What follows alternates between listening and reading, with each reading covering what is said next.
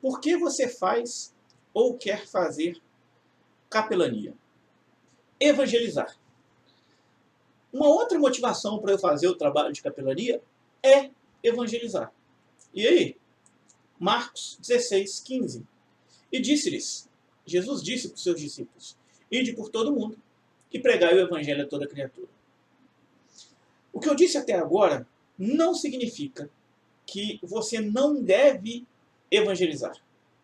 Não significa que você não deve estar zeloso e voltado para a evangelização quando você pensa no seu trabalho de capelania. Não é isso que eu estou dizendo. O que eu estou dizendo é que o trabalho de capelania não pode ser movido apenas pela evangelização. A evangelização é uma das partes desse processo, mas não é o todo do processo. E aí, olha só, perdão que já avançou demais aqui o slide.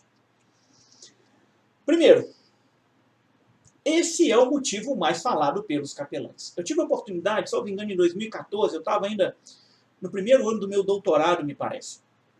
E fui convidado pela Secretaria de Estado de Defesa Social aqui de Minas Gerais para dar uma palestra em Belo Horizonte para mais de 100 capelães num evento de capacitação que eles estavam realizando. E aí, como eu estava dentro desse quadro do doutorado, para quem não sabe, né, eu realizei meu doutorado em Ciência da Religião na Universidade Federal de Juiz de Fora. Mas eu, por estar já no doutorado, eu elaborei uma ficha, como se fosse um questionário, para saber dos capelães.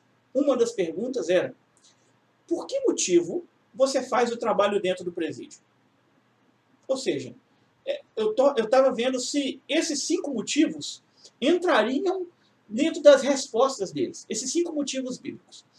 E para minha surpresa, mas que na verdade não foi tão surpresa assim, todos foram unânimes em falar coisas relacionadas a pregar o evangelho, anunciar Jesus, cumprir o ID, salvar vidas. E outras, né, frases semelhantes. O que eu quero frisar aqui? As pessoas, normalmente, querem fazer capelania pela evangelização. Ou só vem a capelania como evangelização. Mas o fato, irmãos, é que a gente tem que, de fato, acreditar nisso. O evangelho é o poder de Deus para a salvação de todo aquele que crê. Romanos capítulo 1, verso 16, a segunda parte. E aí, Silvana, não sei se você está aqui ainda na aula, ao vivo, mas olha só, o evangelho é o poder de Deus para a salvação de todo aquele que crê. Todos. Olha a pergunta ali. Está até sublinhado. Todos. Será que a gente de fato acredita que o evangelho é o poder de Deus para a salvação de todo aquele que crê? E aí eu volto a frisar nesse ponto.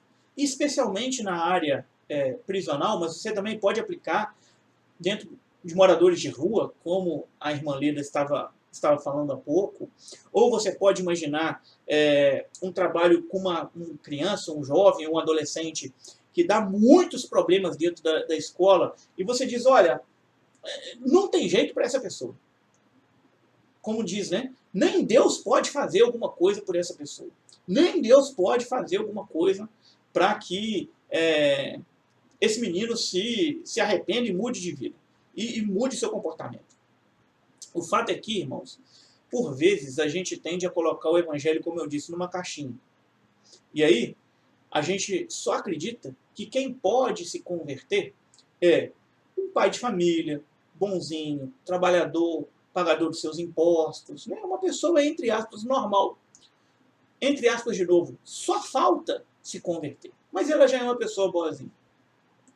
Mas a gente tem que se lembrar que o evangelho é o poder de Deus para a salvação de todo aquele que crê. Isso inclui todo e qualquer tipo de pessoa. Um pedófilo pode se arrepender e crer no evangelho? Pode. Um ladrão pode se arrepender e crer no evangelho? Pode. Um estuprador pode se arrepender e crer no evangelho? Pode. Um aluno que bate no professor, que é agressivo, que pratica bullying e que está envolvido com criminalidade, com toda espécie de coisa ruim, pode se converter? Pode. E o Evangelho é o poder de Deus para a salvação de todo aquele que crê. Eu gosto de enfatizar isso, porque se a gente for pensar, Paulo, se não matou Saulo, né, antes de ter o seu nome mudado, mas não foi propriamente mudado, né, mas antes de ser identificado na Bíblia como Paulo, mas Saulo consentia na morte de cristãos. Ou seja, ele era um homicida, ainda que por omissão. Ele podia chegar para as pessoas e dizer assim, olha, vocês não vão matar mais os cristãos. Mas ele não fazia isso. Quando Estevão foi morto, apedrejado, diz o texto bíblico, Paulo estava lá, consentiu na morte de Estevão. Paulo, inclusive, Saulo, ele pegou cartas para que pudessem levar os cristãos para as prisões. Então, o apóstolo, antes Saulo e agora o apóstolo Paulo, foi uma pessoa que foi transformada pelo Evangelho. Transformada por Cristo. Quer um outro exemplo? O ladrão da cruz. Aquele ladrão que se arrependeu, teve a chance, a oportunidade de ouvir de Jesus. Olha, hoje mesmo estarás comigo. Hoje mesmo estarás comigo. Ou seja, irmãos, o que a gente tem que ter absoluta convicção. Eu volto a enfatizar. O Evangelho é o poder de Deus para a salvação de todo aquele que crê. E por mais que seja situação difícil que você enfrente, onde você faz capelania, onde você evangeliza, você tem que continuar crendo que o Evangelho é o poder de Deus para a salvação de todo aquele que crê. Que aí um outro ponto, eu acho que isso aqui é importantíssimo. Não tente substituir o Espírito Santo. Quando a gente pensa em evangelização, em capelania, evangelização, o que a gente pode ser levado a pensar?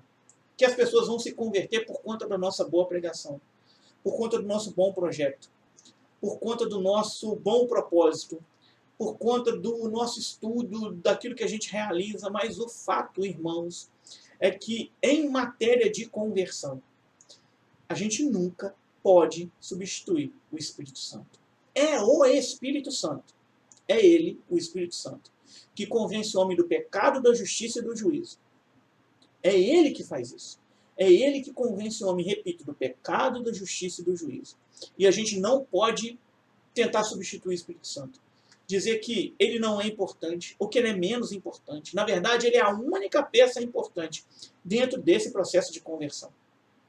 É só ele que pode mudar o coração de pedra no coração de carne. É só ele que pode levar o sujeito ao arrependimento. Portanto, pense na evangelização, de fato, pense nela como uma das estruturas do seu processo de capelania. Mas lembre-se, ela não é a única peça dentro do seu processo de capelania.